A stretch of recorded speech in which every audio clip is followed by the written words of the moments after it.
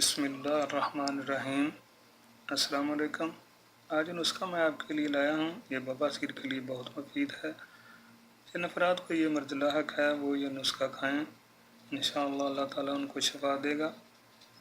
लेकिन इस नुस्खे के साथ साथ परहेज़ बहुत ज़रूरी है। अपनी ख़ुराक का ख़ास ख्याल रखें, ज़्यादा गर्म और बादी चीज़ें कम इस्तेमाल करें।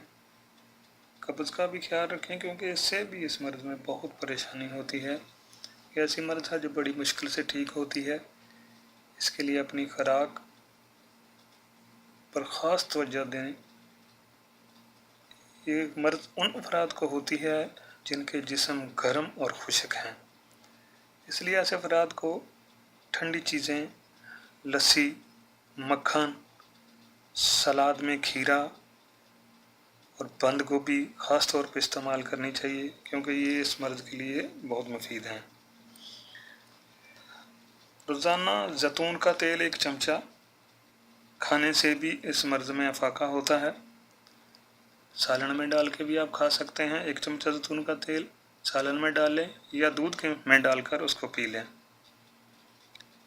इससे भी इस मर्ज़ में बहुत अफाका होता है। जो नुस्खा है वो ये है: अंजीर 50 ग्राम, इंडियन रस या काली रस 50 ग्राम। दोनों को अलग-अलग अच्छी तरह से कूट लें और फिर इनको मिक्स कर लें क्योंकि अंजीर को कूटना थोड़ा मुश्किल होता है।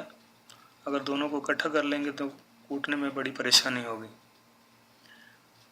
दोनों को अच्छी तरह से मिक्स करके चने के बराबर गोलियां बना लें और इनको महफूज कर लें। खुराक इसकी ये है कि 1 से 2 गोली सुबह और शाम दूध या पानी के साथ खा लें।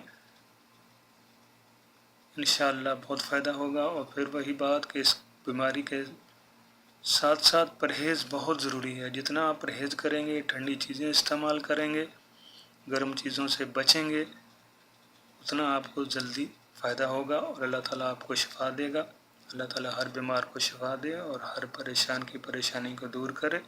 आमीन सुम्मा आमीन।